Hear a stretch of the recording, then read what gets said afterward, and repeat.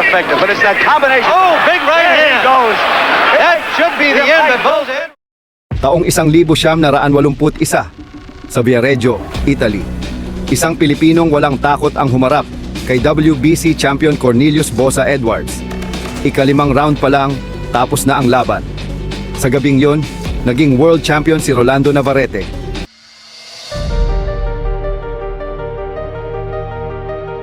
Pero bago ang corona, may isang batang galing sa General Santos na ang tanging puhunan ay kamao at galit. Ito ang kwento ng bad boy ng boxing. Champion swinging one. There he goes. The right and the left.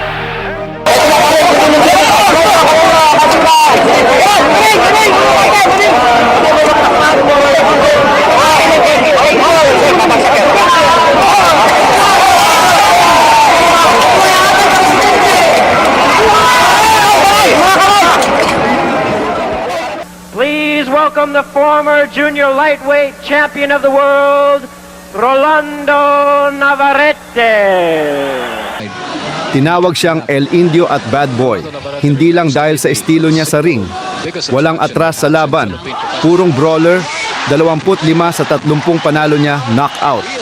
Kinakatakutan ng kalaban sa ibabaw ng ring, minahal ng tao. That was a right and a left. He is in good shape. And the stadium is in very high temperature as the February fever rages on. Yes. Left and right once more. Right cross. Left uppercut. Another right. That's it for the Thai champion. He is now getting the count again once more. Second straight knockdown for the Odung Tuvatana of Thailand. And he wants to continue fighting. Navarrete exploding like hell. Left and right combination once more. A lot of headshots. Another right cross. He is fighting back, but Navarrete sends him down.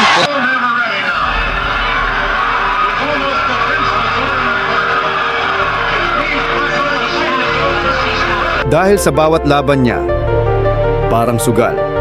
Pwedeng siya ang babagsak o siya ang magpapabagsak.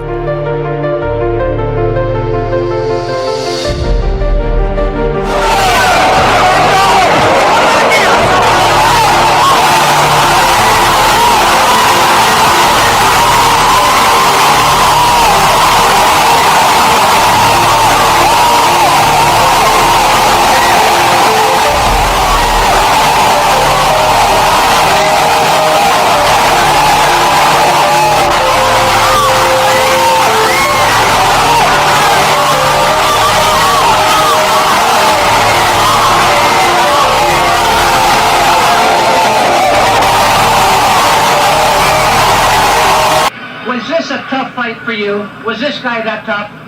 Not tough, just Kumbara. When I take it hard time doing because anymore is para sa output.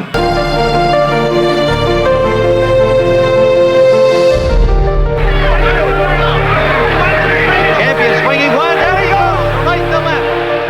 The call to fight for the world title. Here you see him winning the North American Championship from Johnny Sato in May of this year. Effective, but it's that combination. Oh, big right hand goes. That should be the end of Bull's Edwards. He'll get up from this one, Tim. Survive. Yes, he's getting up, Tim. He's going to get up. Oh, I'm wrong, Tim.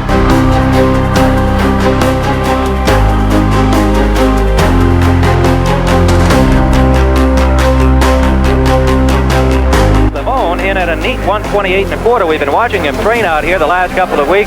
He is in outstanding physical condition. He has a doctor monitoring all of his workouts, checking pulse and blood. He's got the legs to go with the younger tattooed champion today. And Lamone comes out slugging in round one.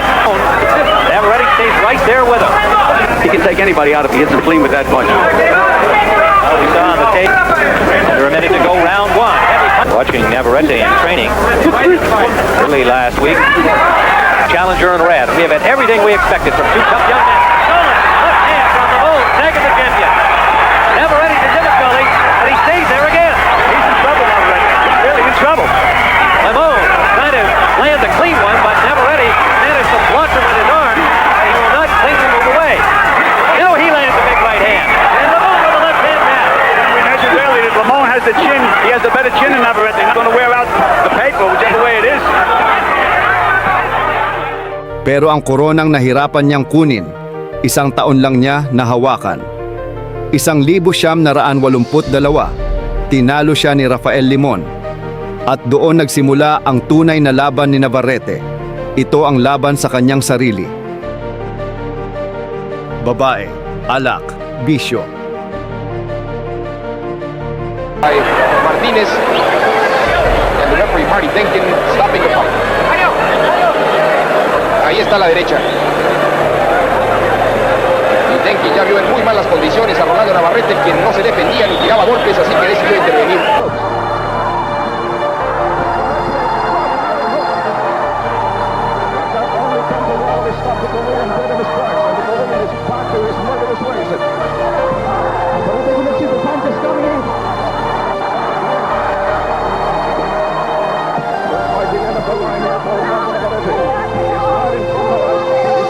Yung bad boy na persona sa ring, dinala niya sa labas. Sunod-sunod na talo, pera na ubos.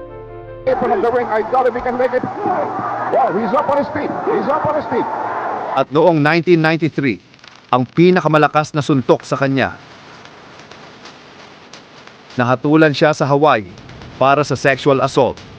Mula world champion, naging preso.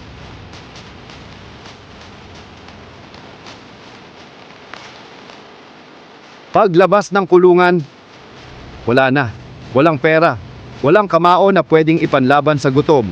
Yung mga dating sumisigaw ng pangalan niya, hindi na siya kilala. Naglalakad siyang mag-isa sa mga kalsada ng General Santos. Nakatsinelas. Walang direksyon. Si Rolando Navarrete, dating kinatatakutan. Ngayon, kinakalimutan na.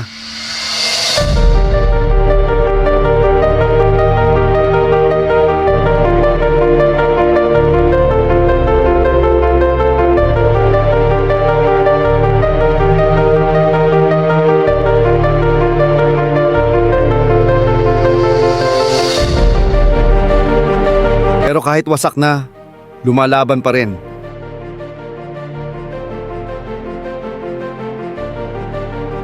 Para mabuhay, pinasok niya ang lahat. Naging fish vendor sa palengke, naging construction worker, at oo, pumatol pa rin sa bakbakan, sa likod ng bar, para sa pustahan, hindi na para sa karangalan, para sa bigas, para sa isang araw pa na makakakain.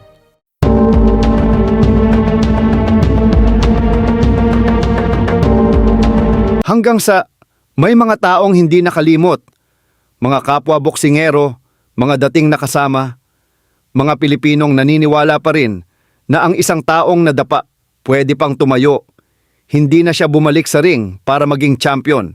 Bumalik siya sa gym para turuan ang mga batang nangangarap, para sabihin sa kanila, "Huwag niyo kong tularan."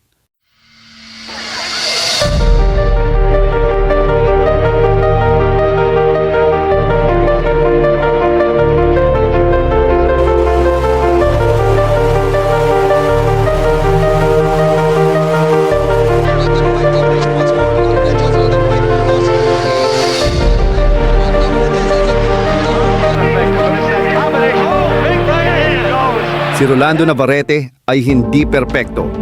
Nagkamali, bumagsak, nasaktan, at nakasakit. Pero sa bawat Pilipinong lumalaban sa buhay, sa bawat suntok na tinitiis, sa bawat pagbagsak na pinipilit bumangon, nandoon si Rolly. Dahil minsan, ang tunay na panalo, hindi sa loob ng ring. Ang tunay na panalo ay yung bumabangon ka pa rin.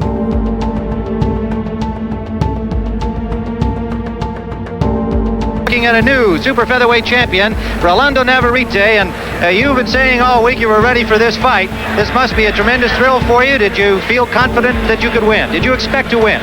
No, I'm not. I don't know, but I try my best to knock him out because that's the only way that I win the fight. At home you have a new little baby. Can we see this? This is my beautiful baby.